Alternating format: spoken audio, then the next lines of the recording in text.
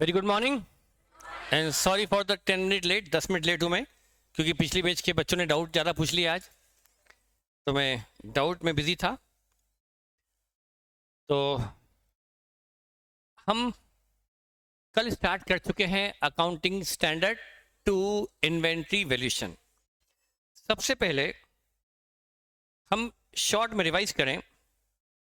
Number 1, inventory का meaning क्या है? Meaning of inventory. इन्वेंट्री में सबसे पहली कंडीशन है कि वो असेट होना चाहिए।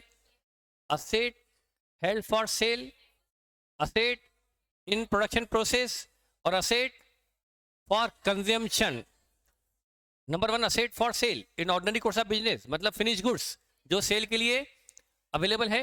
हेल्ड फॉर सेल जो सेल के लिए रखा गया है in ordinary course of business. दूसरा, asset in production of any product for purpose of sale in ordinary course of business. हम कोई प्रोडक्ट बना रहे हैं, वो बन रहा है, बना के उसको हम बेचने वाले हैं इन ऑर्डिनरी कोर्स ऑफ बिजनेस, वो भी इन्वेंट्री है। तीसरा, held for consumption in ordinary course of production, हम उसको कंज्यूम करने वाले हैं, रॉ मटेरियल कंज्यूमेबल्स उसमें आ गए। तो ये है मीनिंग ऑफ इन्वेंट्री। करेक्ट। उसमें हमने समझ लिया था क्या क्या होती है इन्वेंट्री। उसके बाद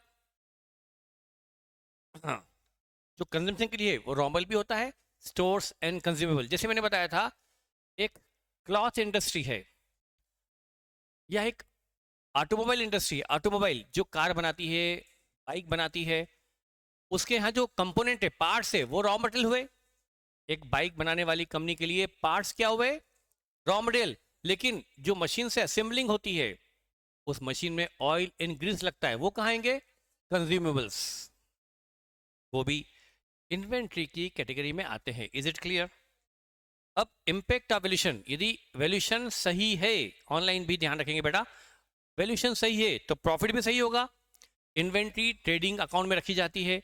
यदि इन्वेंट्री गलत रखेंगे तो ट्रेडिंग अकाउंट वाला जीबी गलत निकलेगा, और जीबी गलत होगा तो प्रॉफिट गलत होगा। दूसरा, इन्वेंट्री को रखते हैं बैलेंस शीट में, और बैलेंस शीट से पता पड़ती है फाइनेंशियल पोजीशन। इन्वेंट्री गलत तो फाइनेंशियल पोजीशन भी गलत पता पड़ेगी। तीसरा, liquidity. Inventory means current asset, और करंट असेट से पता पड़ती है लिक्विडिटी। अब हम आ गए थे वैल्यूएशन ऑफ इन्वेंट्री पर। यहां थे हम लोग। Valuation of inventory. Valuation inventory में फिनिश गुड्स भी होता है, डब्ल्यूआईपी भी होता है, रॉ मटेरियल एंड कंज्यूमेबल्स भी होते हैं। हमें तीनों का वैल्यूएशन पढ़ना है। इन जनरल तो हमारा फंडा हमने जो पढ़ा था, कॉस्ट और NRV which ever is less. लेकिन वो फंडा सही है फिनिश गुड्स और डब्ल्यूआईपी के लिए, लेकिन रॉ मटेरियल के लिए फंडा, रॉ मटेरियल की एनआरवी होती नहीं है, रियलाइजेबल वैल्यू नहीं होती, कि उसको हम रियलाइज नहीं करते, उसको बेचने का हमारा इंटेंशन नहीं होता, बेचने का इरादा नहीं होता, तो उसकी कोई रियलाइजेबल वैल्यू नहीं होती। करेक्ट। तो, तो हम उसके बारे में अलग से समझेंगे, पर कुछ तो आपको रियलाइज हुआ होगा कि इन रॉ मटेरियल में कॉस्ट और एनआरवी कहना सही नहीं है। रियलाइजेबल मतलब उससे कितना रियलाइज होने वाला है, बेचने पर कितना मिलने वाला है। जब हम रॉ मटेरियल को बेचते नहीं, तो उसको हम रियलाइज ही नहीं करेंगे। जब रियलाइज ही नहीं करेंगे तो उसकी रियलाइजेबल वैल्यू हो ही नहीं सकती। तो फिनिश गुड्स की होती है, डब्ल्यूआईपी की कैसे होती है मैं बताऊंगा, बहुत ही स्पेशल टेक्निक से निकालेंगे। पर पहले हम आते हैं फिनिश गुड्स पर। सबसे पहले किस पर आते हैं? फिनिश गुड्स पर। फिनिश गुड्स में क्या है? कॉस्ट और NRV which ever is less. अब इसमें ये तो हम पढ़ेंगे, यही आपको पता भी है थोड़ा। पहले इसके बारे में पढ़ेंगे, इसके बारे में, इसके बारे में, फिनिश गुड्स के बारे में। यहाँ पर कॉस्ट मीन्स क्या? कॉस्ट का मतलब क्या? कॉस्ट, यदि ट्रेडर है और मैन्युफैक्चर है, मैन्युफैक्चर,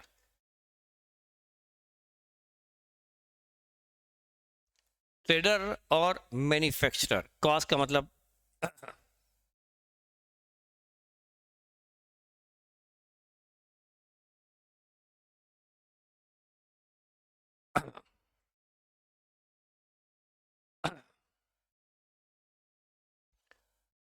हाँ, क्वेश्चन है ऑनलाइन से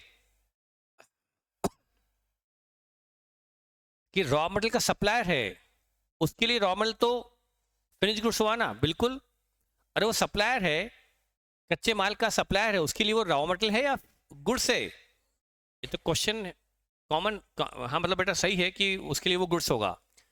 जो कंज्यूम, मैं यदि मैन्युफैक्चर हूं, मैं मैन्युफैक्चर हूं, आप हैं, मैं कॉटन आपसे खरीदता हूं, मेरी इंडस्ट्री है धागा बनाने की, यार्न प्रोडक्शन की, उसके लिए धागा आप मुझे सप्लाई करते हैं, तो कॉटन आपके लिए क्या है? गुड्स, और मेरे लिए रॉ मटेरियल, डेफिनेटली। तो फिर तो फिनिश गुड्स की कैटेगरी में आएगा ना वो, ठीक है। अब यहाँ पर, अब हम बात करें फिनिश गुड्स के वैल्यूएशन की। यहाँ पर हमने पढ़ा है कॉस्ट और एनआरवी विचएवर इज लेस। तो कॉस्ट का मतलब, देखिए फिनिश गुड्स, ट्रेडर और मैन्युफैक्चरर। यदि मैं फिनिश गुड्स का ट्रेडर हूं, मतलब मैं खरीदता हूं और बेचता हूं, खरीदता हूं और बेचता हूं, लेकिन तो उस केस में ट्रेडर के लिए कॉस्ट मतलब कितने पे खरीदा, तो यहां पर होगा कॉस्ट ऑफ परचेज। तो ट्रेडर के लिए cost means cost of purchases, cost of purchases. Trader के लिए cost means cost of purchase.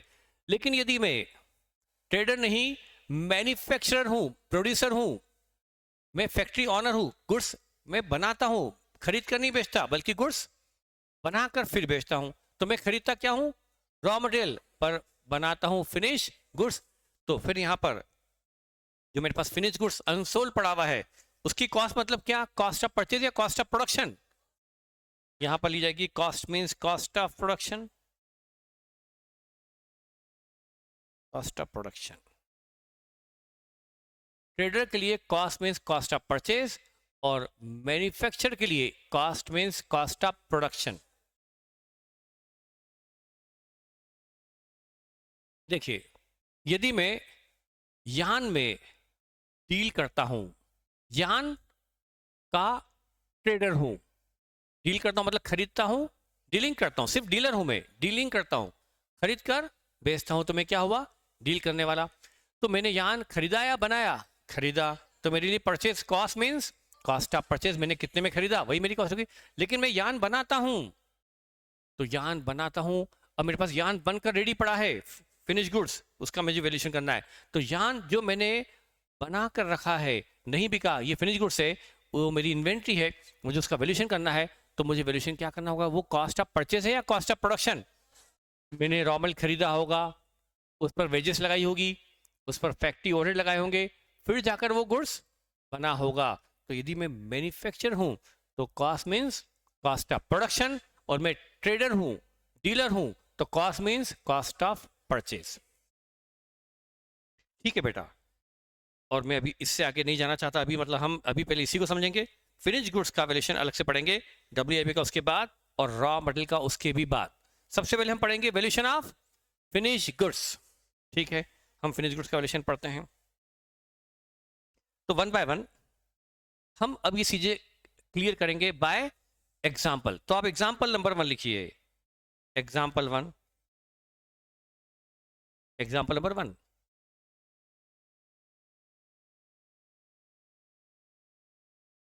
X limited purchased 80,000 kg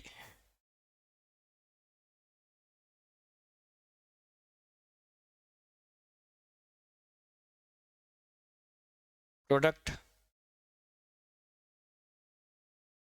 A at the rate of rupees 60 per kg, 60 per kg।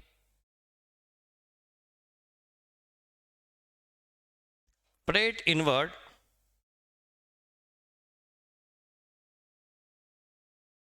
freight inward rupees 40,000, freight inward rupees 40,000।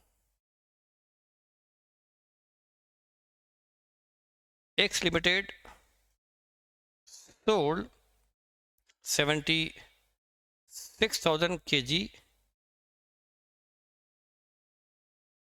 product A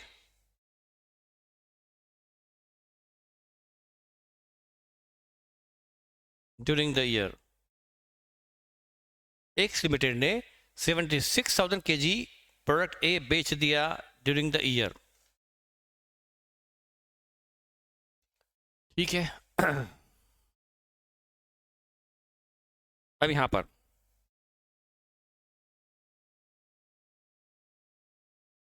अभी तो बड़ा simple है। यदि मैं आपसे पूछूं, अभी मैं पूछना चाहता हूं, बाकी इसको लिखना नहीं चाहता अभी, बताइए कितना स्टॉक बचा है? 4,000 kg बचा है, तो उसका हमें रिवैल्यूएशन करना है।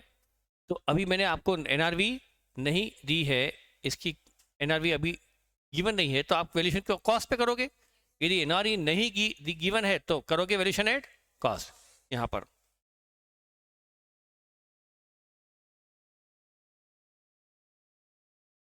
Selling price of product A is rupees 105 per KG. Selling price 105 per KG है।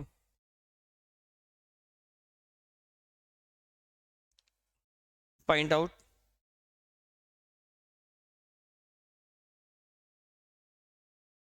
वैल्यू ऑफ इन्वेंट्री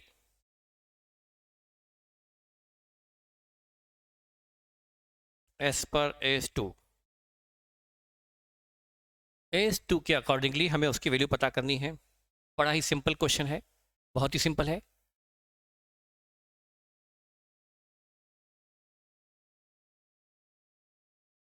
बहुत ही सिंपल है बेटा, है ना। सॉल्यूशन हम पहले पता करेंगे,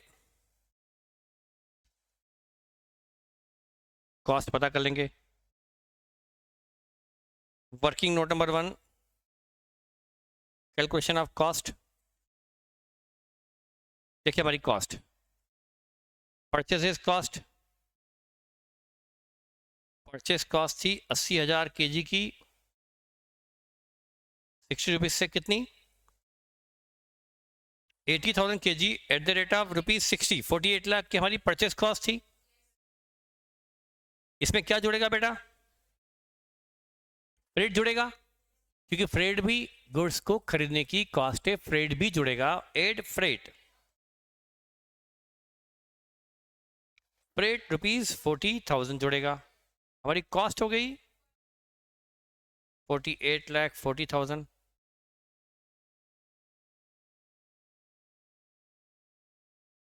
टोटल कॉस्ट ऑफ परचेज 48। ये कितने केजी की है? नंबर ऑफ केजी, ये कॉस्ट है 80,000 kg की। ये आ गई कॉस्ट पर केजी 60.5। ये आ गई जो हमारा फिनिश गुड से, प्रोडक्ट ए हमारा फिनिश गुड से, इसकी कॉस्ट रही 60.5 रुपीज पर केजी। खरीदा 48 लाख में, उस पर 40,000 का हमने फ्रेट पे किया, तो हमें वो गुड्स पड़ा 48,40,000 में। हमने फ्रेट को ऐड क्यों किया, समझते हैं आप? सोचिए, आप सोचिए, आपने एक मशीन जापान से इंपोर्ट की, जापान से मशीन इंपोर्ट की 3 करोड़ में, और उस मशीन को जापान से इंडिया तक लाया गया बाय शिप, शिप में लाया गया, उस मशीन को लाया गया शिप में। तो शिप में उस मशीन को लाने का फ्रेट लगेगा। मशीन थी 3 करोड़ की, आपने जापान के सप्लायर को दिया 3 करोड़, लेकिन उस मशीन पर 3 करोड़ के बाद 20 लाख रुपए का फ्रेट लग गया। 20 लाख लगा है फ्रेट जहां से यहां लाने का। तो बताइए मशीन आपको कितने में पड़ी? यदि आपसे पूछा जाए कि बताइए मशीन की कॉस्ट क्या, 3 करोड़ 20 लाख, तो जो फ्रेट है वो भी कॉस्ट में इंक्लूड होते हैं, इसलिए हमने फ्रेट ऐड किया है। Is it clear? तो हमने एक एग्जांपल में फ्रेट क्यों ऐड किया, आई थिंक आपको क्लियर है। तो ये कॉस्ट होगी 60.5 रुपीज पर केजी, हमारी हो गई कॉस्ट पर केजी। नाउ अब इसके बाद एस पर S2 inventory that is product A should be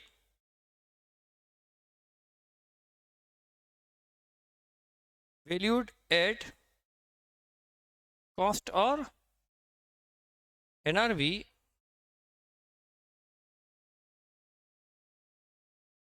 whichever is less. ये S2 कहता है, ऐसा लिख कर आना जरूरी. जो आप करने वाले हैं, करने के पहले आपको बताना होगा कि एस क्या कहता है. सीधे कॉस और एनआरवी नहीं लगाएंगे बल्कि लिख कर आएंगे, नहीं तो नंबर कट जाएंगे. ऐसा लिखना भी जरूरी है कि हम ऐसा क्या करने जा रहे हैं और क्यों करने जा रहे हैं, क्योंकि एस टू कहता है कि वैल्यूएशन ऐसे होना चाहिए, ये लिखना जरूरी है. तो हमने लिखा. अब यहां पर ए कॉस्ट 4000 kg बची inventory, 80,000 kg minus 76,000 kg sold. ये जो बची इसको 60.5 पर वैल्यू किया जाएगा. ये हो गई 4000 kg जो इन्वेंट्री बची. वो कैसे आई वो भी दिखा दिया. तो ये आ गया कॉस्ट ऑफ इन्वेंट्री 2,40,000, 2,40,000. ये आ गई कॉस्ट ऑफ इन्वेंट्री. और B net realisable value. Net realisable value मतलब कितना इससे एक्सपेक्टेड टू रियलाइज है. ये तो बिकेगा, अभी बिका नहीं है बल्कि अगले साल बिकेगा. बिकेगा तो कितने में बिकेगा, उसी को कहा जाएगा नेट रियलाइजेबल वैल्यू. मतलब इससे कितना मिलने वाला है, कितना इससे वसूल होने वाला है, कितना इससे रियलाइज होने वाला है, इसकी वसूली योग्य मूल्य क्या है, इसकी रियलाइजेबल वैल्यू क्या है. तो 4000 kg at the rate of 105, 4 lakh से मिलने वाला है. Which ever is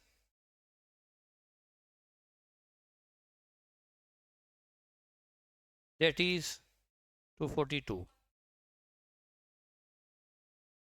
So value of inventory is rupees 242. Is it clear? ये रहा AS2 का एक बहुत सिंपल सा example. Value of inventory is 242 as per AS2.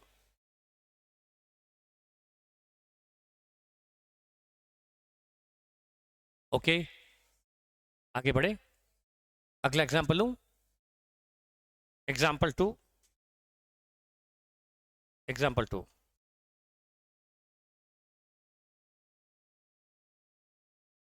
X Limited purchased 50,000 kg of product A at the rate of rupees 30 per kg.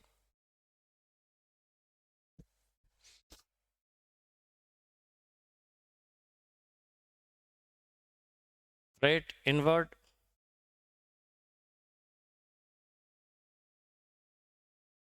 रहा है rupees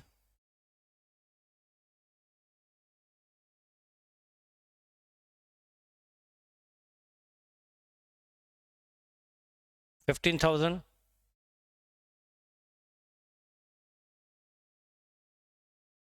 duties and taxes on purchase. Duty and taxes इस पर जो रहे हैं वो रहे हैं, मान लो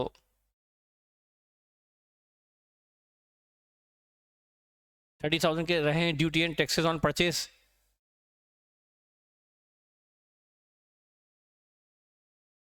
insurance of transit. Insurance of transit वो रहा है 4,500. रास्ते का बीमा. Insurance of transit 4,500.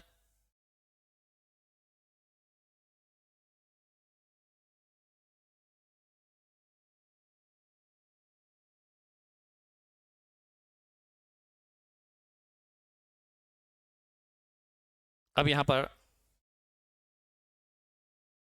X Limited sold 47,500 kg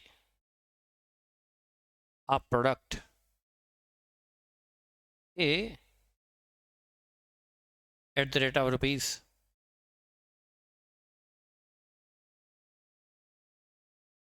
40 per kg, 40 per kg.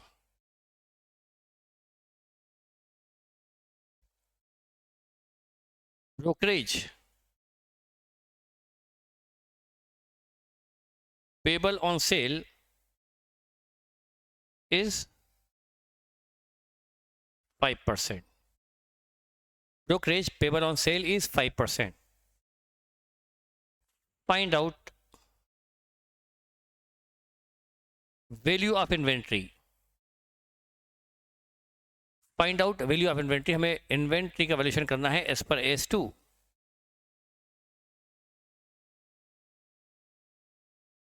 ठीक है,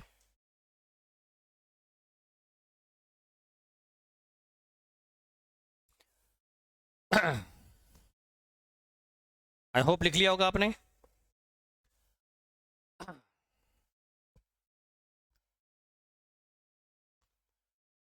वैसे मैंने इसको जो भी माना, मान लो हम ये इंपोर्ट कर रहे हैं 50,000 kg इंपोर्ट कर रहे हैं 30 रुपए के रेट पर, तो वहां से जहां से लाया गया तो फ्रेट लगा 30,000.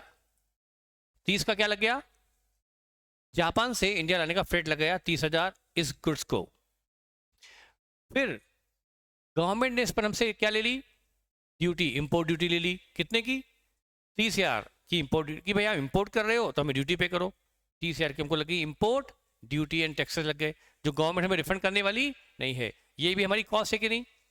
और जहाज से आ रहा है, कल को जहाज डूब जाए तो हमारा सारा माल पानी में बह जाएगा, तो उस केस में हमें लॉस हो जाएगा. तो हमने उस लॉस को कवर करने के लिए, रिस्क को कवर करने के लिए बीमा करवा लिया कि रास्ते में कहीं कुछ दुर्घटना हो जाए तो हमें, और हमारा माल का लॉस हो जाए तो हमें बीमा कंपनी से वो क्लेम मिल जाएगा. उसके लिए हमें बीमा कंपनी को 4,500 की प्रीमियम पे करी.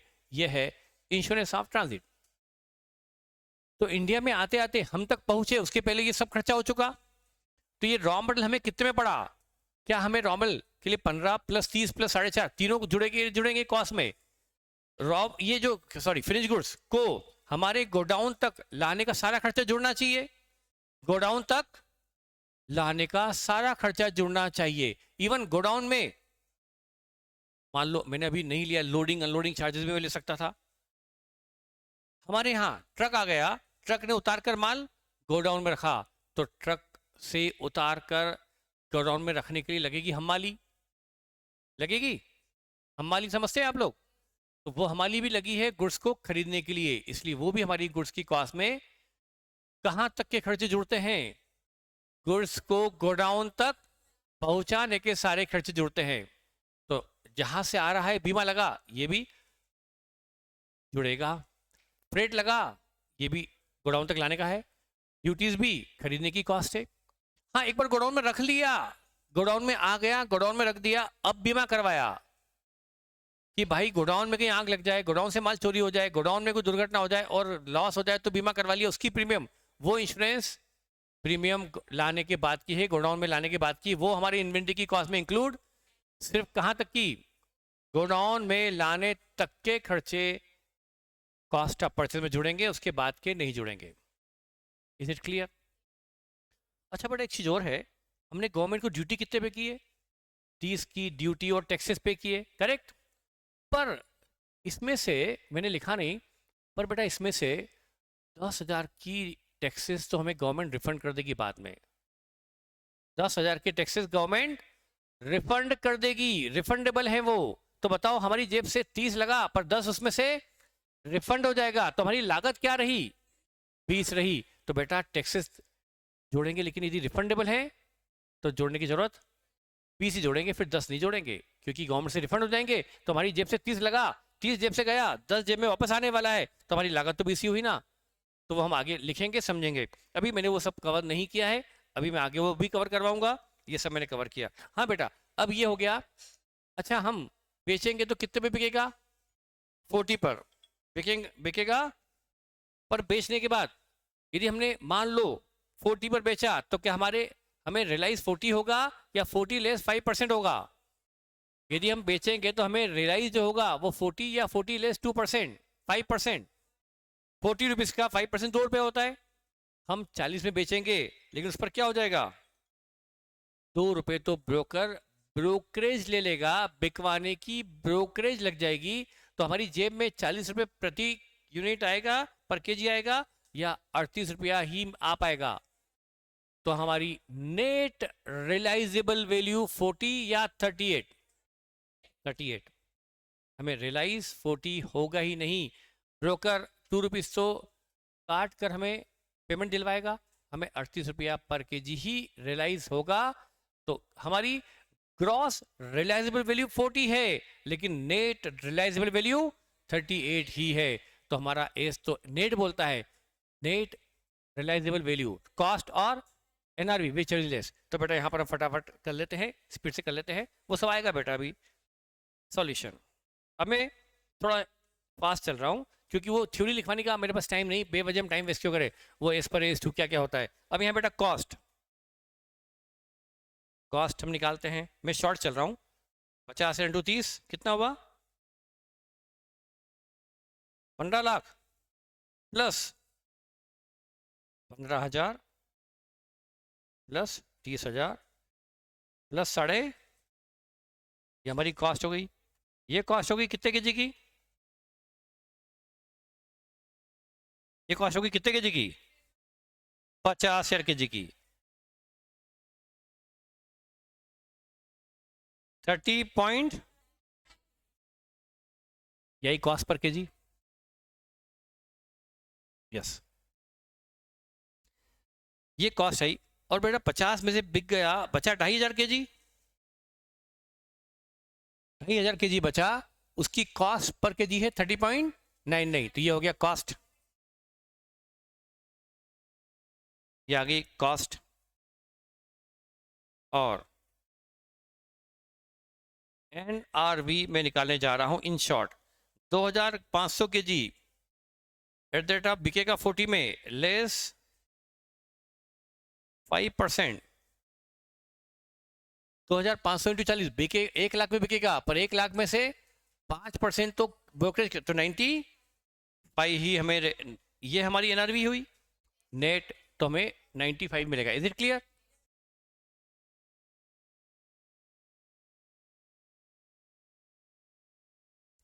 Which ever is less, that is 77। तो यही हमारा होगा इन्वेंट्री का वैल्यूएशन। बेटा मैंने वो एग्जांपल लिया था, अभी लिखा है नहीं कि 10,000 रिफंडेबल है, वो तो मैंने ऐसी रफ में बताया था। अभी मैंने क्वेश्चन में कहा लिखा कि 10,000 रिफंडेबल है। ऐसा होता तो क्या होता बेटा, अभी हमने वो क्वेश्चन में कवर नहीं किया वो पॉइंट अभी कि वो रिफंडेबल है। Is it clear?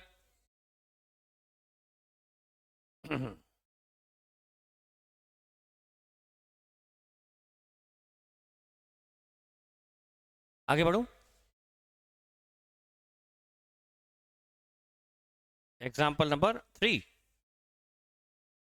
Example 3,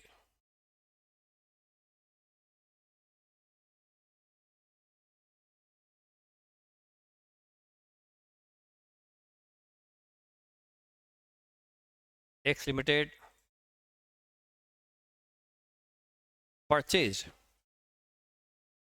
1 lakh KG product A from USA at the rate of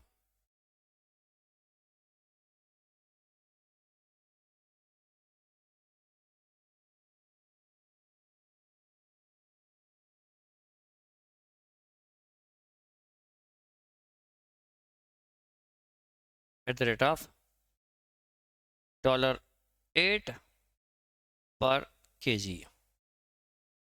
8 रुपये पर के जी, क्या है 8 रुपये की 8 डॉलर में खरीदा है, यूएसए से इंपोर्ट किया। Conversion rate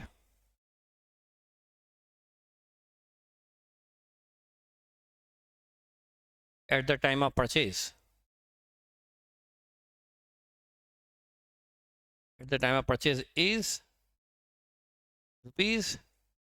₹80 equal to $1। जब खरीदा तब $1 का कन्वर्जन रेट क्या था, 80 रुपीज। क्या आप समझते हैं कन्वर्जन रेट? मेरे ख्याल से इतना तो सेंस सभी को होगा कि डॉलर की वैल्यू अलग होती है, रुपीस की अलग होती है।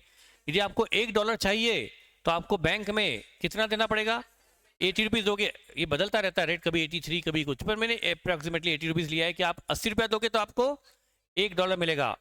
तो आपने 1,00,000 केजी खरीदा है $8 पर केजी में, तब रेट $1 मतलब 80 रुपया थी। इंपोर्ट ड्यूटी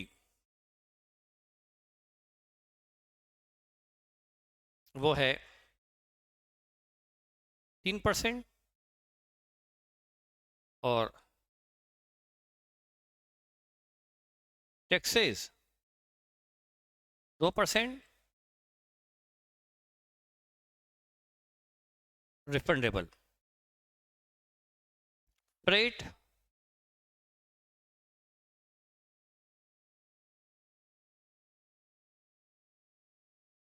फ्रेट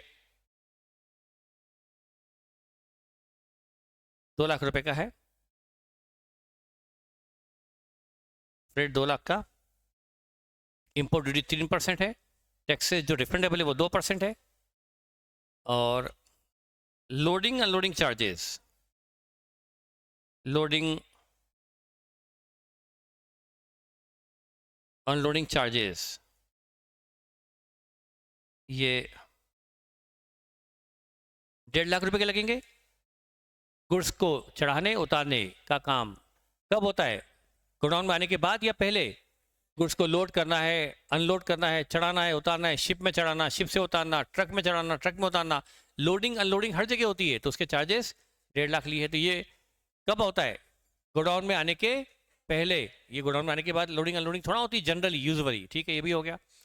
और इतना काफ़ी है। अब यहाँ पर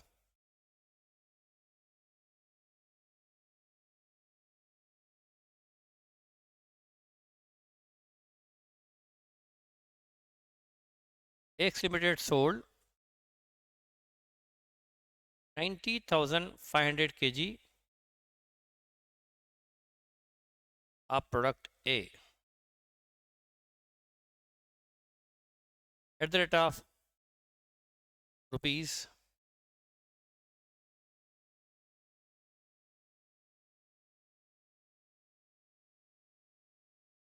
700 per kg,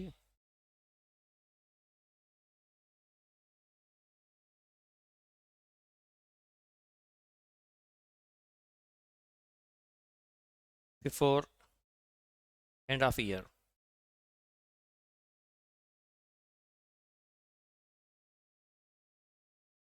But recently there is a fall in value of product A by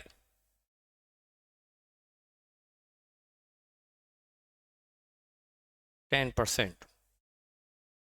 A की वैल्यू में 10% का फॉल आ गया, but recently there is a fall in value of product A by, A की वैल्यू में अभी अभी 10% का फॉल आया है। मतलब अब बिकेगा तो 10% कम पर बिकेगा, फ्यूचर में बिकेगा तो 10% कम। मतलब अभी तक बिकता था 700 में, पर अब 630 में ही बिकेगा, करेक्ट। अब यहां पर brokerage on sale is 2.5%। Broker को सेल पर 5% की ब्रोकरेज देना पड़ती है। यह है ब्रोकरेज पेबल ऑन सेल। अब बनाते हैं solution. Question complete, solution.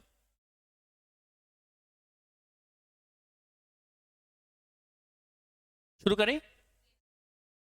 Question आपने लिख लिया, स्पीड मेरी ज़्यादा तो नहीं हो रही लिखने की? थोड़ी बढ़ानी पड़ेगी आप लोग को भी, क्योंकि एग्जाम में भी स्पीड आपकी ज़्यादा होगी तभी आप सर्वाइव कर पाएंगे। पहले मैं निकालता हूँ कॉस्ट ऑफ परचेज। पहले हम निकाल लेते हैं cost of purchase working note में।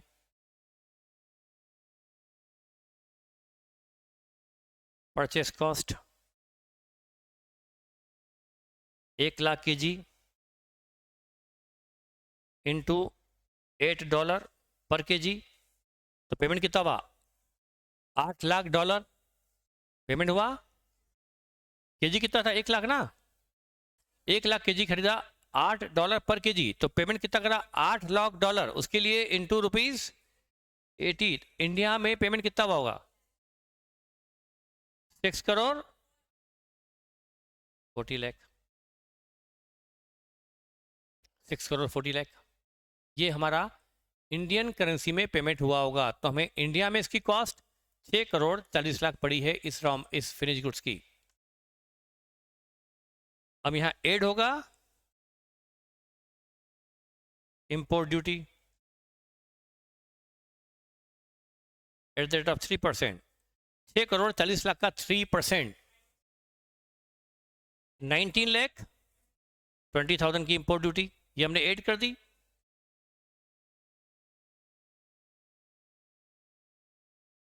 टैक्सेस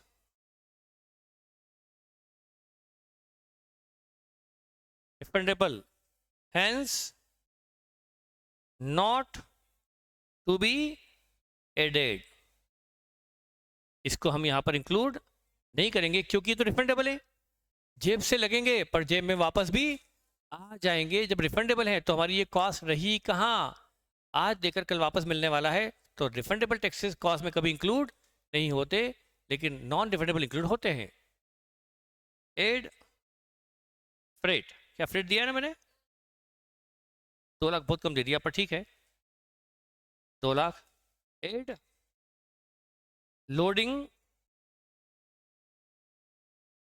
अनलोडिंग चार्जेस भी जुड़ेंगे क्योंकि ये भी गोडाउन तक लाने के खर्चे हैं। 6 करोड़ 50 60 2 लाख ये आगे कॉस्ट।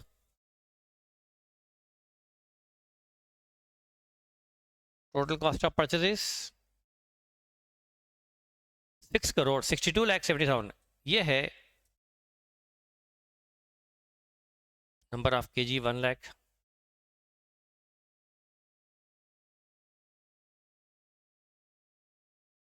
$662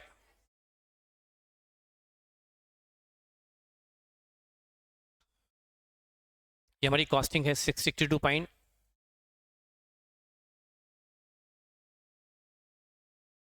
ये तो हमारी कॉस्ट आ गई। तो वर्किंग नोट था और वर्किंग नोट के थ्रू हमने cost per KG purchase cost निकाल ली। फिनिश गुड्स था, परचेस कॉस्ट निकाल ली क्योंकि इसको हम खरीदते हैं। अब फाइनल सॉल्यूशन 1 कॉस्ट 1,00,000 में से 92,500 kg बिक चुका है, 7,500 kg बचा है, 7,500 kg बचा है at the rate of 662.70 49 lakh 70। Okay ये हमारी कॉस्ट आ गई, कॉस्ट ऑफ इन्वेंट्री।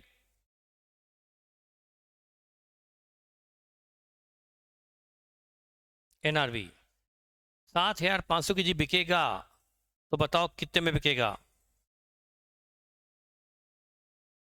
अभी तक 700 में बिकता रहा पर फ्यूचर में 630 पर बिकेगा। इसमें से भी क्या लग जाएगा? लेस 2.5%। तो बताओ कितना हमें बेचने पर फ्यूचर में रियलाइज होने की संभावना है? 46 lakh.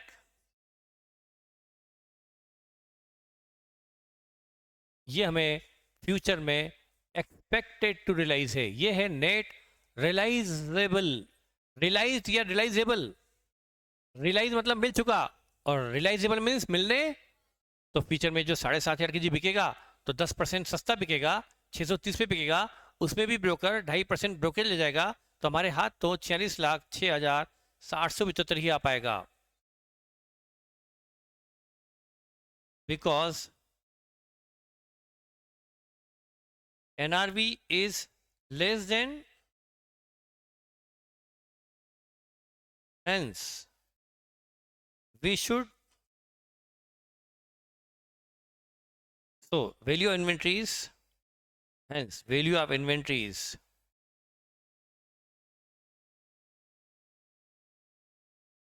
46,06,875, which ever is less पढ़ेंगे।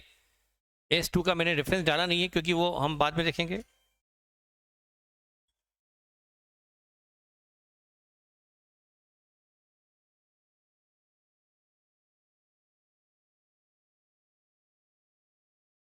ये है फिनिश गुड्स का वैल्यूएशन कैसे होता है, वो हमने समझा है। Is it clear?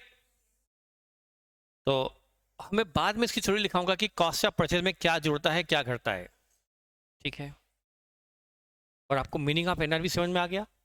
Meaning of NRV मतलब कितना रियलाइज होने की एक्सपेक्टेशन है, फ्यूचर में जब बेचेंगे तो कितना नेट उससे रियलाइज होने की संभावना है। ठीक है भाई, ये हो गया।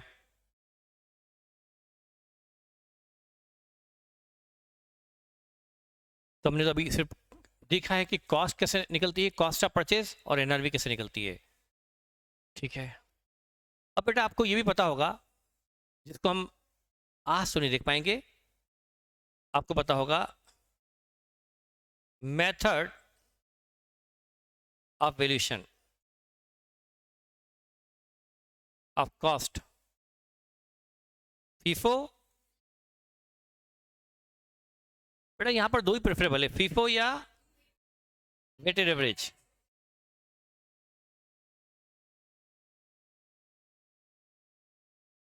फीफो या वेटेड एवरेज, ये तो पता होगी आपको, पढ़ा है फाउंडेशन में, फीफो या weighted average.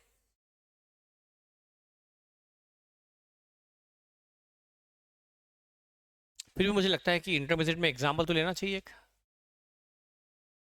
As per your choice, as you like. FIFO और वेटेड एवरेज पर एग्जाम्पल लिया जाए या छोड़ दिया जाए। होमवर्क, अभी आप होमवर्क करोगे घर पे, करने की इच्छा रखते हो? फीफो या वेटेड एवरेज पर क्या बोलते हो, बोलिए। होमवर्क बोल रहे हैं कुछ स्टूडेंट, एग्जाम्पल ले लें एक, लिखो, हो जाएगा अगले 5 मिनट में।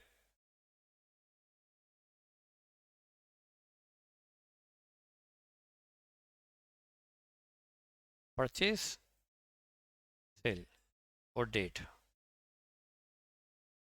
2 मई 2022 को 6,000 यूनिट खरीदी एट द रेट ऑफ 20। फिर 7 जून 2022 को फिर खरीदा 4,000 unit at the rate of 22। फिर 11 जून 2022 को बेच दिया 5,000 unit at the rate of 36।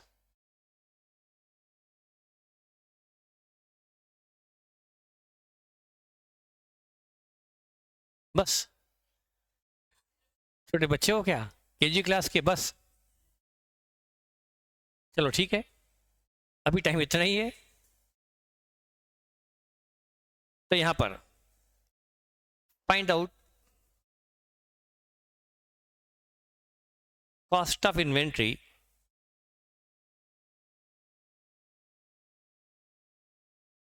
As per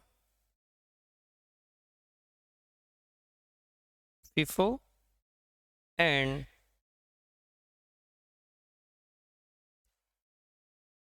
weighted average।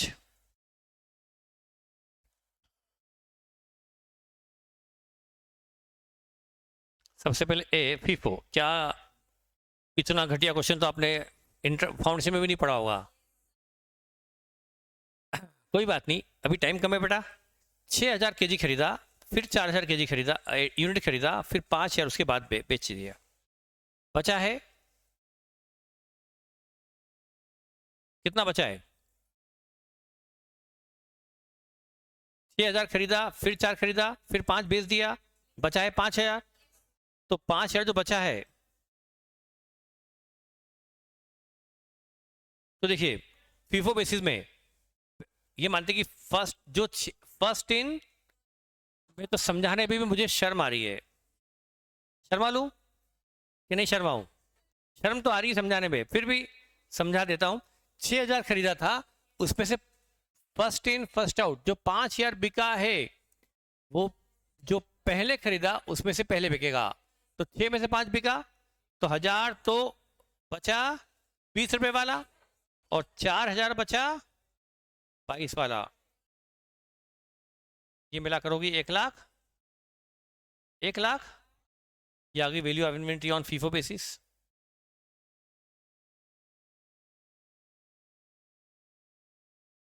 Purely time pass चल रहा है अपना।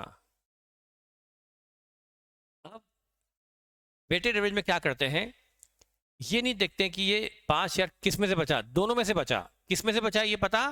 तो हम क्या करते बेटा, जो 6,000 खरीदा उसको खरीदा था 20 में, प्लस फिर 4,000 खरीदा 22 में, कुल कॉस्ट क्या हो गई? ये हो गई 10,000 यूनिट की।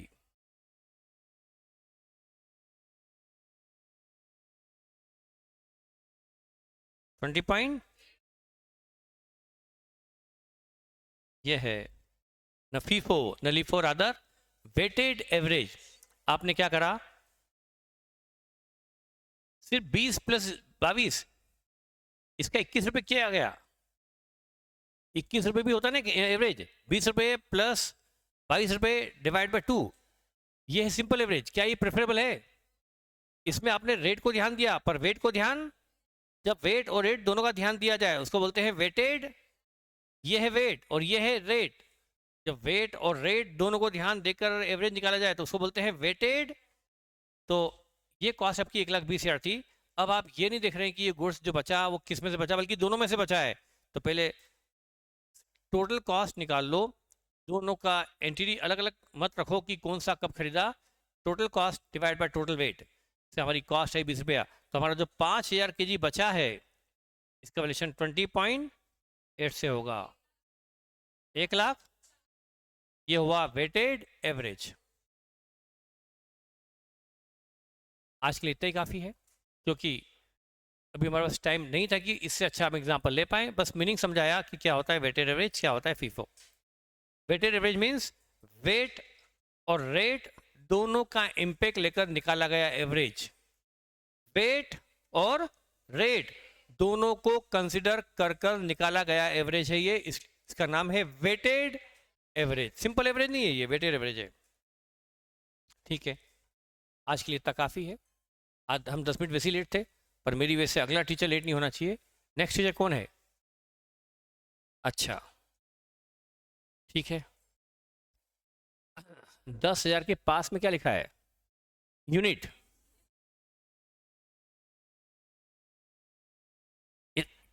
अच्छा आपको दिख नहीं रहा नीचे क्या लिखा है? 10,000 के बाद क्या लिखा है? देखो ये मजाक कर रहा है। ये क्या लिखा है? ये क्या है? यू। उसके बाद क्या है? फिर क्या है? सब तो क्लियर है, इसको ही कंफ्यूजन है। Only few can understand. ठीक है बेटा, आदत पड़ जाएगी आपकी धीरे धीरे। आपने कभी इतनी अच्छी राइटिंग कभी देखी नहीं, तो बेटा आपको देखने की आदत नहीं रही ना, आप क्या करूं मैं, मेरी गलती थोड़ा है। चलिए थैंक यू।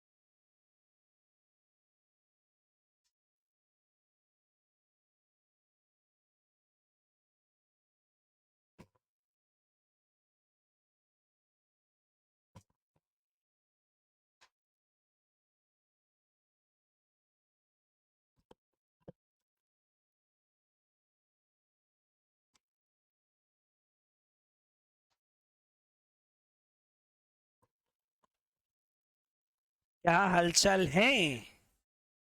बढ़िया। जल्दी फटाफट बैठ जाओ, सेटल डाउन। अच्छा, बहुत ही बढ़िया। अच्छी बात है आपकी। ऐसी एनर्जी रखना आप लोग। नहीं तो जितनी बार आप ऐसे लल्लू पंजू बन के बैठे हुए रहोगे, उतनी बार मेरे को ऐसा फील होगा कि मैं मैयत में आया हूँ किसी की। इसलिए प्लीज ऐसा मैयत वाला फीलिंग मत मेरे को दिलवाना। चलिए, just give me a second, I will connect everything और फिर हम स्टार्ट करते हैं।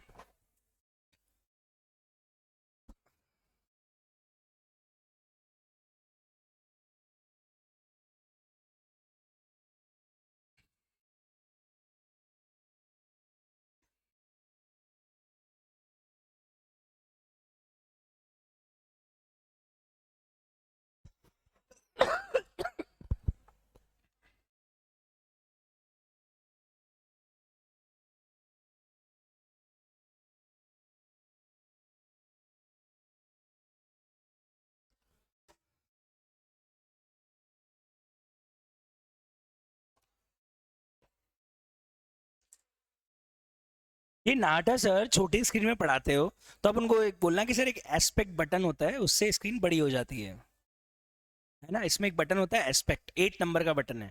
वो 8 नंबर के बटन से स्क्रीन बड़ी हो जाती है, तो आपको थोड़ा विजिबिलिटी इशू आता होगा, छोटा दिखता होगा स्क्रीन ना। असीम सर ने किया था, तो बहुत बहुत खतरनाक काम नहीं है सिर्फ 8 नंबर का बटन दबाने का, है ना। ठीक है, चले तो चालू करते हैं हम लोग। और स्टार्ट करते हैं हम लोग आज। आपके बाकी बिछड़े हुए दोस्त भी आ गए नीचे। आज बहुत सारे बच्चे मेरे को मिल गए नीचे, आपके फाउंडेशन वाले जिन्होंने नया क्लास ज्वाइन कर लिया।